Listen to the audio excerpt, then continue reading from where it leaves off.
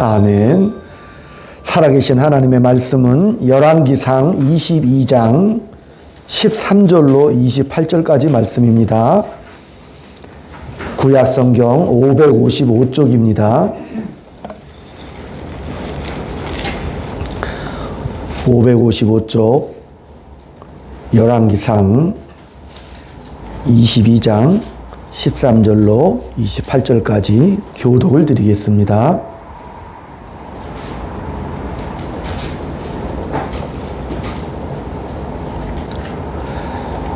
미가야를 부르러 간 사신이 일러 이르되 선지자들의 말이 하나같이 왕에게 길하게 하니 청하건대 당신의 말도 그들 중 한 사람의 말처럼 길하게 하소서.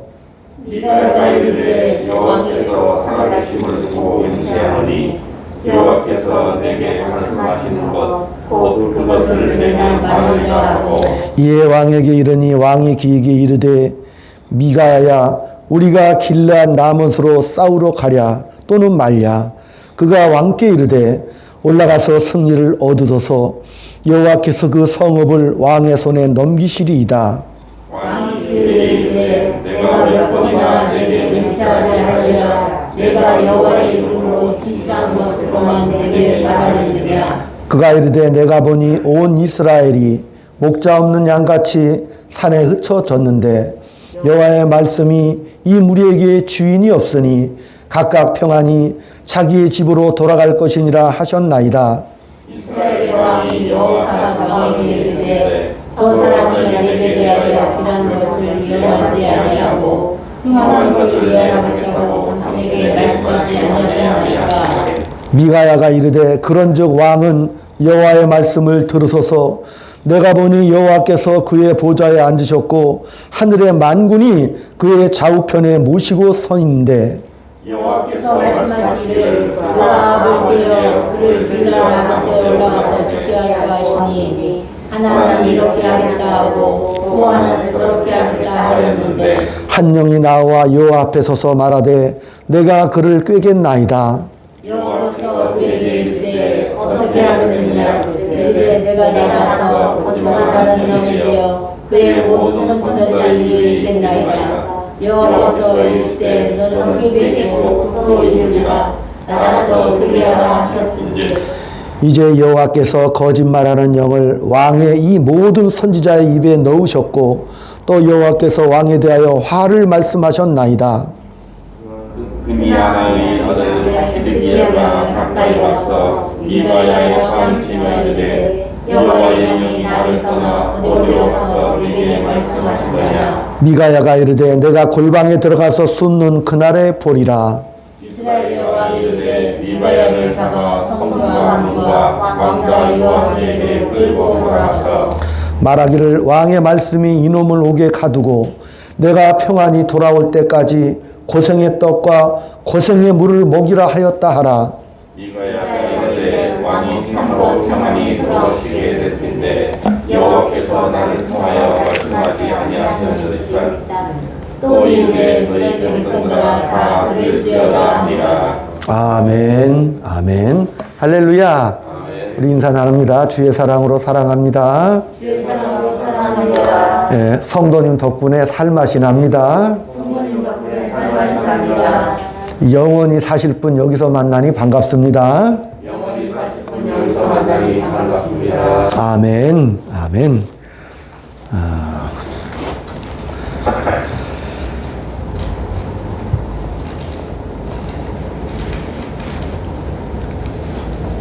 이 열왕기상을 통해서 하나님의 의도와 목적을 다시 한번 살펴보겠습니다. 이스라엘은 솔로몬 이후에 북왕국 이스라엘과 남왕국 유다로 분열되었습니다. 솔로몬의 치세 때에 솔로몬이 심한 탄압을 많이 했지요. 궁궐을 짓고 성전을 짓고 여러 가지 건축 사업을 일으키며 백성들을 학대하고 많이 착취를 한 것도 사실이고, 그러다 보니까 이스라엘 12지파 중에서 10지파가 반란을 일으키고 왕의 학정 속에 정말 우리가 살 수 없으니 고통에 몸부림치다가 열지파가 들고 일어나서 북왕국 이스라엘을 또 세워요. 또 남왕국은 솔로몬의 아들 르호보암이 계속 왕위를 이어받아 그 나라가 두 개로 분열이 됐고, 그 당시 세계 정세는 북쪽에는 아람이라는 나라가 존재했었고, 또 우리가 아는 대로 모압이라든지 아니면은 신흥 강대국이었던 그 당시 바벨론이 일어나고 있었고, 아시리아가 존재하고 있었던 그 당시 아주 긴박한 그리고 전통적인 강국이었던 애굽이 존재하던 그런 국제 정세였습니다. 아람은 사실은 국력으로 말하면 이스라엘보다 10배나 강력한 국력을 가지고 있었던 강대국입니다. 하나님께서 북이스라엘에게 은혜를 베푸사 아합 왕이 아람의 베나닷 왕과 3년 동안 전투를 벌였는데 2번이나 대승을 합니다. 도저히 국력으로 봐서는 이길 수 없는 그 전쟁을 하나님께서 아합 왕을 통해서 이스라엘 편을 들으사 이기게 하셨어요. 그러니까 이 베나닷 왕의 입장에서는 아니 이게 도대체 우리가 질 수 없는 전쟁인데 저 이스라엘에는 여호와라는 신이 계셔서 그 신으로 말미암아 우리가 졌도다.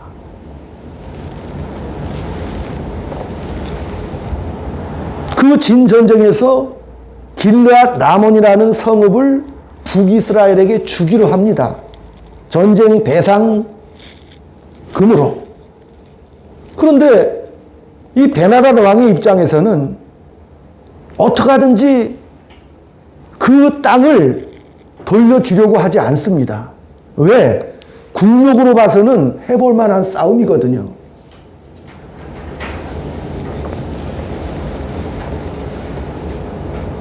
아합 왕 입장에서는 길르앗 라몬을 돌려받고 싶은데 워낙 아람이 강대국이란 말이에요. 그동안의 전쟁에서는 어떻게 해서 이겼는데, 물론 하나님이 이기게 하셨는데 아합 왕의 입장에서는 자기의 전략과 전술이 적중해서 이겼다라고 착각을 하죠.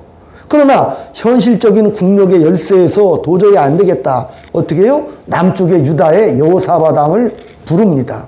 야, 우리 남북이 협력해서 아람을 싸우자. 그래서 길르앗 라못을 우리가 돌려받자. 그래서 남북 연합군이 결성되는 것이 오늘 본문의 그런 역사적인 배경입니다. 그러고 나서 남유다의 여호사밧 왕이 아합 왕을 찾아옵니다. 자, 이제 큰 전투를 앞에 두고 있습니다.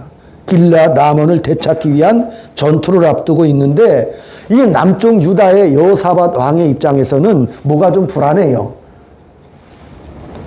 하나님께서 이 전쟁에 편들어 주실지 안 들어 주실지를 한번 선지자들을 불러서 물어봅시다. 그래서 선지자들에게 하나님의 뜻을 물어보기로 합니다. 아합 왕이 자기 나라의 모든 선지자들을 불러 모았죠. 근데 그 선지자들 중에서는 누가 있어요? 이방 선지자들도 많이 있죠. 예. 갈멜산 전투에서 450명을 다 때려 죽였지만은 또 이세벨 선지자 400명이 아직도 남아 있잖아요. 그러니까 그 선지자들이 다 모였습니다. 그 선지자들이 이구동성으로 다 같이 하는 말이, 왕이여, 이번에 나가셔도 반드시 대승을 할 겁니다라고 그렇게 왕을 격려합니다. 그러니까 이 여호사밧 왕이 혹시 다른 선지자 없습니까? 다 이긴다고 하니까, 승리한다고 하니까 다른 선지자 없습니까? 그러니까 아합 왕이 하는 말이, 글쎄 뭐 우리나라에 미가야라 하는 그런 선지자가 있기는 한데, 그 사람은 나에게 늘 흉한 말만 해. 그래서 내가 안 불렀습니다. 그러니까 여호사밧 왕이 그래도 불러서 물어보십시다. 그러니까 불러서 물어보니까 이 미가야가 뜻밖의, 왕이여, 나가서 싸우십시오. 하나님께서 승리하게 하실 겁니다. 그러자 이 아합 왕이 이상하게 생각을 합니다. 아니 너는 나한테 늘 흉한 말만 하는 선지자인데 진심을 얘기해봐라. 똑바로 얘기해봐라. 아, 네가 나한테 좋은 말 한 적이 없지 않느냐. 너 미쳤냐? 이렇게 말합니다. 그러니까 이 미가야 선지자가 오늘 본문에 있는 말씀대로 진실을 털어놓습니다. 내가 환상을 통해서 보니 하나님 곁에 천군 천사, 만군이라고 표현되어 있죠. 천군 천사들 회의를 하고 계시는 중에 하나님께서 말씀하시기를 누가 가서 이 아합을 전쟁터로 나오게 해서 죽게 하겠느냐. 그렇게 물어보았더니 만군 중에 하나가 말하기를 제가 가서 아합 왕을 꿰어 전쟁터로 나가게 하겠습니다. 어떻게 할래? 어떻게 아합을 전쟁터로 끌어들일래? 제가 거짓말하는 영이 되어서 그를 꿰어 전쟁터로 가게 하겠습니다. 그러니까 하나님께서 네 계책이 옳다. 네가 가서 선지자들에게 아합 왕이 전쟁터에서 반드시 승리할 것입니다라는 그 거짓말을 하게 퍼뜨려라. 이런 장면입니다. 결국은 이 길르앗 라몬 전투에 나가서 아합 왕이 화살을 맞아 전사를 하고 또 그 흘린 피를 그 예언대로 개들이 와서 핥아먹는 그런 비극적 결말을 맞게 됩니다. 여기서 우리가 한 가지 좀 의문점이 생기지요. 하나님이 거짓말을 시키실 수 있느냐. 이런 의문점이 들죠. 상당히 놀라운 그런 문제입니다. 왜? 하나님은 정의와 윤리와 도덕성에 어긋나는 일을 어떻게 명하실 수 있고 하실 수 있단 말인가? 그런 의문이 듭니다. 하나님께서 정의를 또한 도덕적인 그런 분이신데 누굴 속여 죽음의 자리로 끌어내는 그런 비겁한 방법으로 허락하여 그 일을 진행시킬 수 있단 말인가? 이 문제는 우리 모두에게 질문을 던져줍니다. 하나님이 거짓말을 명하신다면 그 타당한 근거는 무엇이냐? 예수를 믿는 이들의 근거는 우리의 모든 것이 하나님이시고 모든 일의 주인도 하나님이시고 우리의 운명도 하나님 역사와 섭리 속에 있는 것인데 그 내용과 기준과 그 방법이 다 하나님이신데 하나님께서 어떻게 우리가 생각하는 범위를 벗어나서 우리가 생각할 수 없는 그런 일을 하신다면 하나님이 잘못한 것인가? 아니면 내가 잘못한 것인가? 이런 질문을 우리가 할 수밖에 없습니다. 즉 우리가 하나님을 믿지만 우리의 밑바닥에 깔린 정서는 사실은 도덕성이죠. 우리 인간 편에서 생각하고 싶은 그런 도덕성을 가지고 있습니다. 그래서 우리가 하나님 앞에 기도할 때 보통 여러분 주변부터 정리하고 기도하죠? 하나님 내가 잘못한 거 뭔지까지 다 떨어가지고 일단 먼저 회개를 하죠. 그래서 하나님 앞에 응답받을 도덕적이고 윤리적인 준비를 다 하지요. 다 정리하고 내가 하나님 앞에 나가서 기도하고 응답받아 기쁨으로 살겠습니다. 그렇게 또 고민하고 또 하나님 앞에 회개하고 그러다가 또 어려운 일을 당하면은 또 지난날의 윤리적인 도덕적인 잘못을 들춰내서 돌이켜서 하나님 앞에 다시 나아가려고 하는 것. 이것은, 이런 모습들은 우리의 신앙이 하나님이 아니라 도덕적인 것에 있다는 것을 드러내고 있습니다. 그래서 우리가 그 윤리나 율법이나 도덕에 기초하는 것, 그런 규칙에 어긋나면 우리가 화를 내죠, 오히려. 그렇잖아요. 우리가 도리어 화를 내요. 우리의 기준, 우리의 가치나 우리의 판단을 가지고 생각을 하기 때문에 우리가 화를 냅니다. 저 유명한 욥기 7장 17절에도 욥이 무지막지한 고난을 당하지요. 욥은 욥기 7장 17절에도 하나님께서 매 시간마다 나를 이렇게 쳐다보시고 내가 침 삼키는 동안이라도 정말 간섭하시고 또 나를 당신의 관역 삼은 듯이 끝까지 나를 이렇게 추적하십니까? 이런 고백을 합니다. 왜? 욥의 친구들이 고난 중에 찾아와서 내가 죄를 지었다. 그래서 너 벌 받는 거다. 그 욥은 항변을 해요. 나는 잘못한 것이 없다. 이렇게 되면 누가 잘못한 거예요? 하나님이 잘못한 게 되잖아요. 그러나 욥은 차마 하나님이 잘못했다라고 말할 수 없지요. 욥이 하나님 앞에 잘못을 돌릴 수 없기 때문에 하나님, 나 같은 이런 미천한 나 같은 놈 하나가 잘못했다고 내가 하나님 앞에 죄를 지은들 왜 그렇게 심각하게 생각하십니까, 하나님? 하나님은 하나님 아니십니까?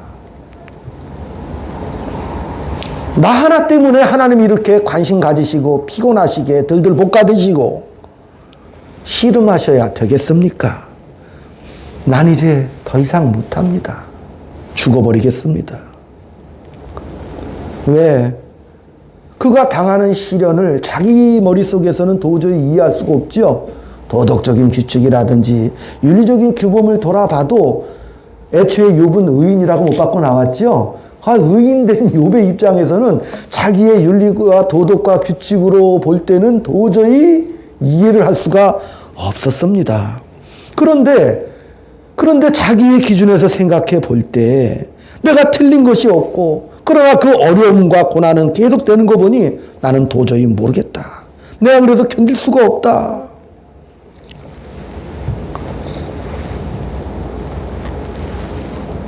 우리가 신앙생활 하면서 잘못된 또 어떤 문제들이 자꾸 펼쳐지면 지난날의 모든 것을 뒤집어내서 씻어내고 고백하고 생각나지 않은 것까지 다 짜내서 하나님 앞에 회개를 하지요. 그래도 문제가 해결되지 않으면 욥처럼 돼버리고 말아요. 체념해버리죠. 하나님, 나 이제 죽어버릴 텐데, 근데 문제는 하나님이 죽게도 못하시죠? 죽게도 못하셔요. 물속에 뛰어들어가면 물고기가 쳐받쳐가지고 다시 던져버리죠. 목줄을 매는데 목줄이 끊어지는 경우죠.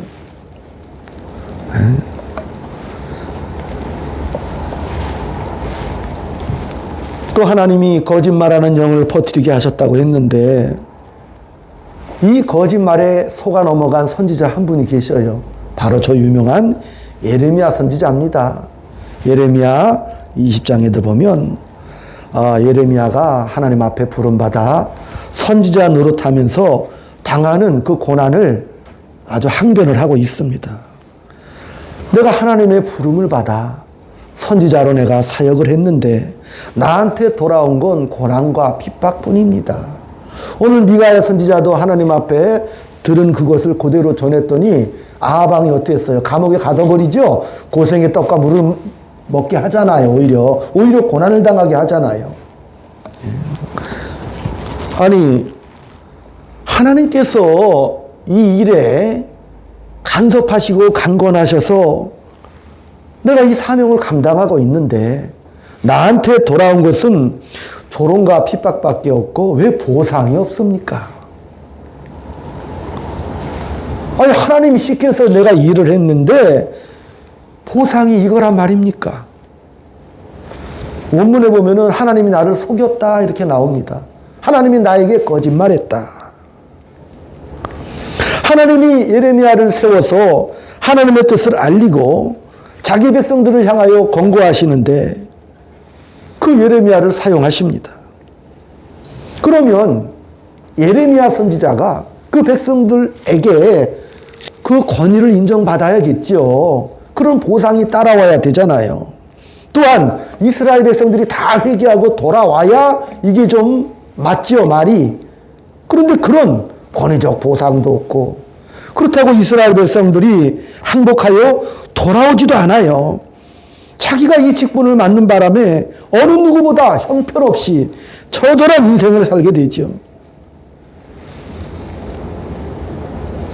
성경은 뜻밖에도 너희가 하나님을 도덕적인 기준으로 이해하고 기대하고 그렇게 현실에 적용하며 살기 때문에 하나님이 뭘 하시려고 하는지를 이해를 못한다. 이렇게 성경은 말하고 있습니다. 하나님의 하시는 그 일을 도덕적인 기준이 아니라 하나님이 하시는 일을 긍정적으로 바라보면 하나님은 도대체 그런 간섭하심을 통해서 어떻게 우리를 인도하시는가? 로마서 9장이죠. 로마서 5장 9절. 그러면 이제 우리가 예수의 피로 말미암아 의롭다 하심을 받았으니 더욱 그로 말미암아 진노에서 구원을 받을 것이니 곧 우리가 원수 되었을 때 그의 아들의 죽으심으로 말미암아 하나님과 화목하게 되었으니 그의 살아나심으로 말미암아서는 구원을 받을 것이니라. 더욱 구원을 받을 것이더라. 로마서 5장 9절 말씀이죠. 우리가 단순하게 생각하면 예수님의 그 구속의 사역을 이렇게 생각해요. 예수님이 우리를 위하여 죽으셨고 그래서 내가 구원을 받았다. 하나님의 사랑 안에 내가 예수 안에 구원을 받았으니 우리의 운명이 영원한 생명을 누리게 되었다. 이렇게 단순하게 생각을 하는데 로마서 5장 9절의 말씀은 피 흘려 그 예수님이 죽으심으로 아버지와 우리를 화목하게 하셨다면 십자가의 죽으심으로 아버지와 아들 사이에 그 사랑으로 말미암아 우리가 화목하게 되었다면 이제는 그가 살아나셨다면 어떻게 해요? 얼마나 더 감사하고 기쁘지 않겠느냐. 아멘? 아멘. 예.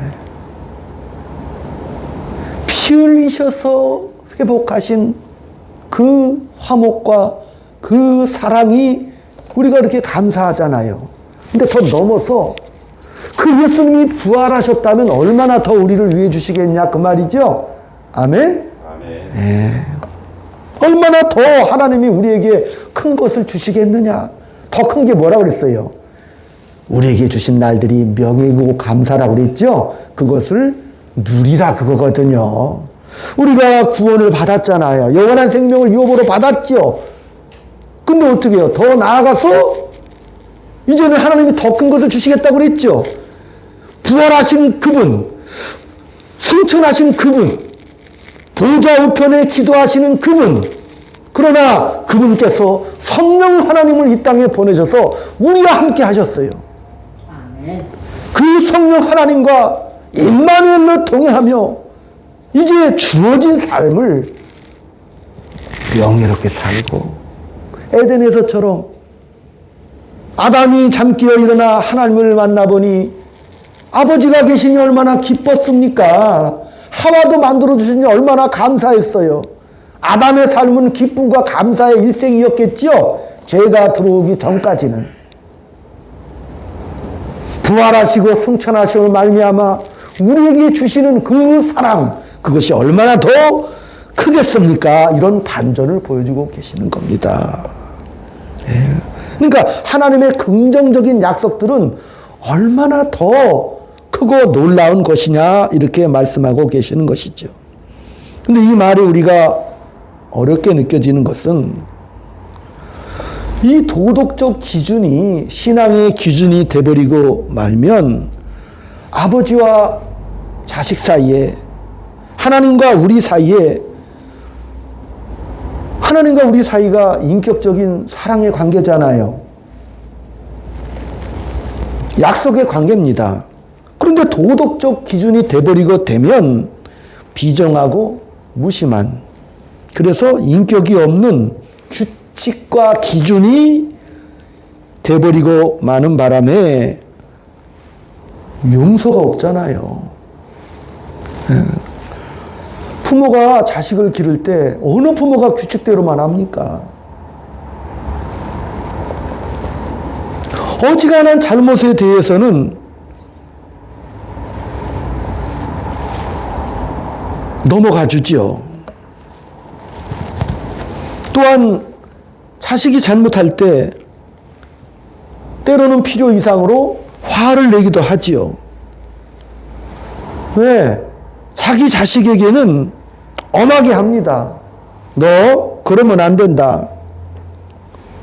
누가 너에게 그런 일을 하라고 했느냐? 왜 그따위로 일을 하느냐? 쟤한테는 왜 안 그러세요? 쟤는 내 자식이 아니잖아. 넌 내 자식이잖아. 오늘 본문에 나오는 이 거짓말로 표현된 것 같이 하나님은 우리가 부모와 자식 관계이기 때문에 더 엄하시고 그 엄한 이유가 그 모든 엄한 것들이 우리의 유익과 복을 위해서 있다라고 말씀하십니다. 그래서 하나님께서 우리를 화를 내시고 때로는 궁지에 몰아시기도 하십니다. 그런데 거기가 끝이 아니고 하나님이 주시려는 영광과 복된 운명, 그 지위를 위하여 우리 하나님께서 거짓말이라는 수단을 사용하신다는 사실입니다. 우리가 회개를 하면 다시는 내가 안 하겠습니다 이렇게 말을 하잖아요. 회개를 하면 어떤 게 진짜 회개죠? 더 잘하겠습니다가 나와야 되죠? 안 하겠다라는 것은 비겁한 거잖아요. 네. 죄를 안 짓는 게 다라면 그게 기독교인이 아니라니까요. 더 나아가서 제가 잘 해보겠습니다. 여기까지 가야 참된 그리스도인들입니다. 로마서 9장에 가면 유대인들이 하나님을 거부했지요. 그래서 2000년 역사 속에 유대인들이 방황하고 예수를 거부한 그것으로 말미암아 떠들게 되었고 많은 고난을 겪습니다. 근데 그 유대인의 실패로 말미암아 우리가 복을 받았죠? 그 사랑이 흘러넘쳐서 우리에게 하나님의 그 큰 사랑이 흘러넘쳐 들어왔습니다. 하나님 그렇게 말씀하시는 거예요. 저들의 넘어진 것이 우리의 구원이 되었다면 저들의 회복이 얼마나 더 영광이 되겠느냐 이렇게 말씀하시는 겁니다. 예. 저들은 그 많은 세월 동안에 아직까지도 돌아오지 않습니다. 다시 말하면 회개가 허락되지 않아요. 참 신기하죠? 우리가 볼 땐 그 자체가 하나의 위대한 증거지요. 아, 하나님의 약속에 신실하시구나. 이스라엘 백성들은 선민이었습니다. 하나님의 모든 약속이 이루어졌던 그런 민족입니다. 그들의 불순종과 무지로 인하여 받는 모든 벌들이 약속 안에서 일어나는 일들이잖아요. 약속 안에서 허용되고 있다는 사실입니다. 하나님의 약속은 그 모든 것보다 크다는 사실입니다.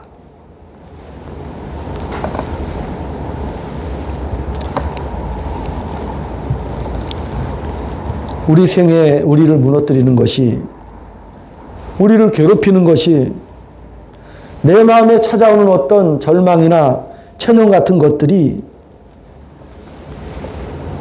약속 밖으로 나갈 수는 없습니다. 하나님의 약속은 그것보다도 크다는 사실입니다. 우리 한국에 복음이 증거된 지가 한 100여 년 됐죠.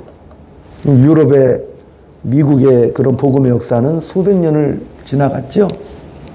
우리 한국에 복음이 전래되고 우리가 지금까지 저희 세대까지 받은 것은 초창기의 순교 그리고 부흥의 시대를 경험한 목사입니다. 저희 세대가. 그런데 이 하나님의 은혜 역사 시간이 너무 짧다 보니까 자꾸 우리는 뭘로 돌아가자고 그래요? 그때로 돌아가자라고 말하잖아요. 평양 대붕으로 돌아가자, 그런 말 많이 들어봤죠?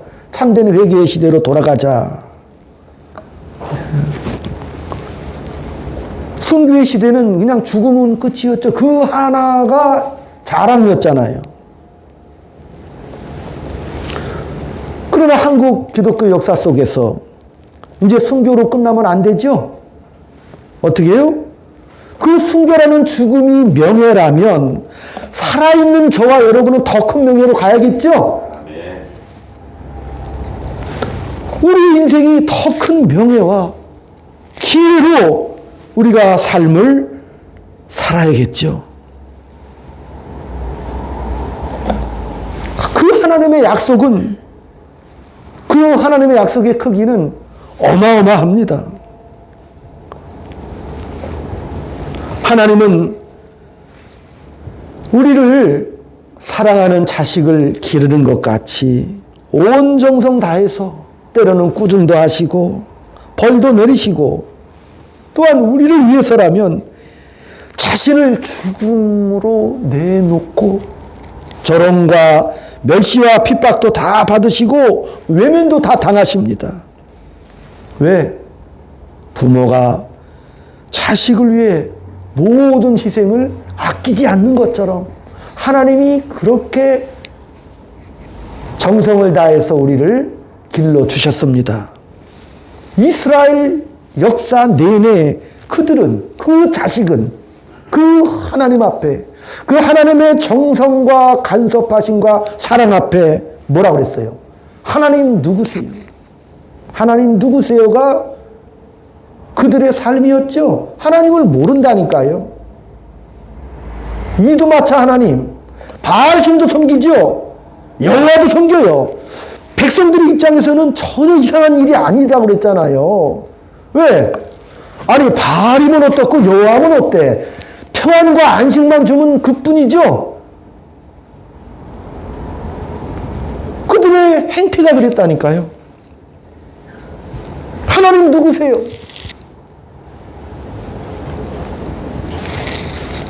구약 역사 내내 하나님 누구세요? 신약 역사 내내 이스라엘 백성들이 그 길을 걸어갔고 오늘 시대를 살아가는 우리들도 하나님 누구세요라고 질문할 때가 얼마나 많이 있나요? 하나님은 그럼에도 그 모든 것을 넘어 우리에게 유익을 주시고 은혜를 베풀어 주십니다. 그 은혜라는 단어 자체가 거짓말이죠. 우리 입장에서 보면 거짓말이잖아요. 우리는 못했잖아요. 근데 하나님 우리에게 잘했다라고 말씀하시는 거예요. 잘했다. 제가 오늘 유튜브에 보면 그 도울 김영호 또 오강남 목사 뭐 여러 인본주의적인 자유주의적인 신학을 가진 그분들의 토론을 들어보면 그 사람들 토론 들어보면 재밌어요. 예? 하나님이 천지 만물을 창조하셨다는 거 믿어? 그 거짓말을 믿어? 그렇게 토론을 해요, 실제로. 예? 자기네 이성에 벗어나는 것은 다 거짓말이에요. 처녀가 애를 뱉다는 거 믿어? 그거 거짓말이야. 예수님이 부활했다는 거 믿어? 그거 거짓말이라니까? 실제로 그렇게 토론하는 걸 제가 들었거든요.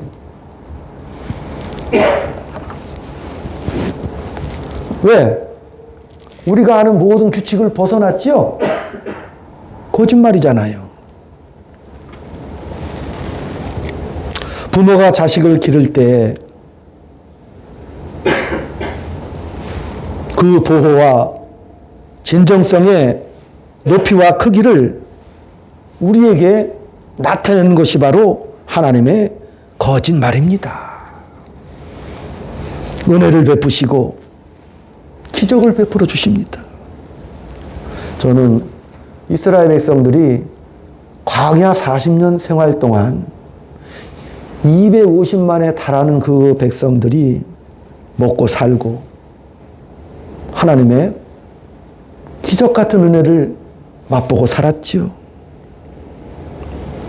부모가 자식을 기를 때 같은 하나님의 따뜻한 보호하심. 그 이후로도 하나님은 많은 기적을 행하십니다. 기적 중에 기적이 뭐예요? 우리 위하여 죽으시고 우리를 위하여 살아나기도 하시고 우리에게 새삼스럽게 그 약속들을 반복하시고 우리를 세상 속에서 잘못 가진 그 목표와 생각들을 돌이키시사 우리를 그 거룩한 하나님의 그 목적대로 인도하신다는 놀라운 은혜라는 사실입니다. 다메섹으로 예수 믿는 자들을 죽이러 돌격하던 그 바울과 마주쳐 그 바울을 무릎 꿇게 하신 것처럼 하나님은 우리 인생들을 향하여 지금도 모든 방법들을 동원하셔서 일하시는 하나님이십니다. 아멘. 그게 우리의 아버지십니다. 오늘 우리가 기도를 할 때도 우리는 내가 불편한 것이 없었으면 더 이상 내가 생각 안 하고 그냥 이대로 행복하게 살았으면 하는 마음 가지고 있다면 그것이 바로 체념과 타협입니다. 하나님은 그것을 넘어서라고 말씀하시는 겁니다. 평안과 만족을 넘어서라고 하십니다. 우리 인간의 가장 기본적인 욕구가 평안과 만족이잖아요. 그것을 안 주시겠다는 게 아니잖아요. 부모가 자식을 기를 때도 그 풍성함과 부여와 안식을 다 주시죠. 누구 안에서? 아버지 품 안에서. 아멘? 그걸 그렇게 말씀하시는 거예요. 그러니까 하나님이 억울하시죠. 다 내가 너희를 먹이고 입히고 나는 애굽 땅에서 너희를 인도해낸 여호와, 광야 40년 먹이고 입혔던 여호와로다라고 하나님이 나타나셔서 막 말씀하시죠. 나는 그런 아버지라니까. 근데 아들이 하나님 누구세요라고 말하는 거예요. 왜? 눈에 보이는 이 땅의 세상 것으로 평안과 만족을 누리려는 우리의 죄악된 이기심과 속성을 가지고 하나님을 바라보기 때문에 하나님은 하나님의 목적이 있으시다고 그랬죠. 에덴에서의 영광과 기쁨과 감사, 하나님과 함께하는 그 확고한 그 영광을 우리 자식들과 함께 나누기를 원하셨다니까요. 우리가 세상을 바라보고 세상 만족과 평안을 바라보며 육신의 정욕, 이성의 자랑, 세상의 안목, 정욕의 안목 속에 빠져있는 그것을 돌이키시는 것이죠. 그것을 넘어서라. 이사야 43장을 한번 찾아보겠습니다.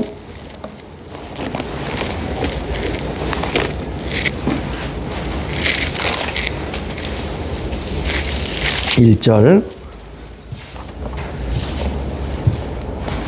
하나님의 뜻을 한번 교독을 해보겠습니다. 43장 1절부터 제가 먼저 1절 봉독합니다. 야곱아, 너를 창조하신 여호와께서 지금 말씀하시느니라. 이스라엘아, 너를 지으신 이가 말씀하시느니라. 너는 두려워하지 말라. 내가 너를 구속하였고 내가 너를 지명하여 불렀나니 너는 내 것이라. 내가 물 가운데로 들어갈 때 내가 너와 함께 할 것이라. 강을 건널 때 물이 너를 침몰하지 못할 것이며 내가 물 가운데로 지날 때 타지도 아니할 것이요 불꽃이 너를 사르지도 못하리니. 대저 나는 여호와 내 하나님이요 이스라엘의 거룩한 이요 내 구원자임이라. 내가 애굽을 너의 성량물로 구스와 스바를 너를 대신하여 주었노라.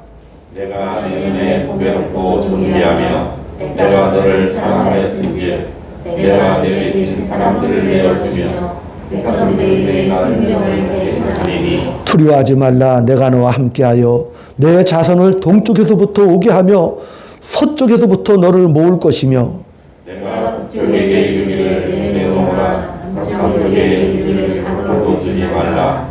내 아들을 먼 곳에서 이끌며 내 딸들을 땅끝에서 오게 하며 내 이름으로 불려지는 모든 자고 내가 내 영광을 위하여 창조한 자를 오게 하라. 그를 내가 지었고 그를 내가 만들었느니라. 아멘. 하나님은요 우리들에게 이렇게 약속을 해주시고 말씀을 하십니다. 너는 나를 잊었어도 나는 너를 잊을 수가 없다. 나는 내가 하나님인 거로, 하나님인 이유로, 너희들의 아버지인 이유로 너에게 약속한 그 모든 것을 다 이룰 것이다. 너는 끝내는 나는 하나님의 자녀라. 나는 여호와의 자녀라 하는 그 나를 내가 만들고야 말 거다. 그런 인생을 사시는 우리인 줄 아시기를 축원드립니다. 아멘. 기도하겠습니다. 하나님 아버지, 때로는 우리를 벌하시기도 하시고 책망하시는 하나님, 때로는 기억하게 하시고 돌이키시는 하나님, 그럼에도 하나님의 큰 사랑으로 모든 것을 이기게 하시는 하나님을 믿습니다. 세상의 모든 도전, 세상에 벌어지는 모든 현실이 우리 눈앞에 펼쳐진다 해도 하나님의 약속과 이 언약을 믿고 승리하게 하여 주시옵소서. 일어서게 하여 주시옵소서. 세상의 문제의 파고를 넘어 역사하시는 그 약속의 하나님을 믿고 우리의 인생을 복되게 하여 주시옵소서. 아멘. 예수님의 이름으로 감사하며 기도 올리옵나이다. 아멘.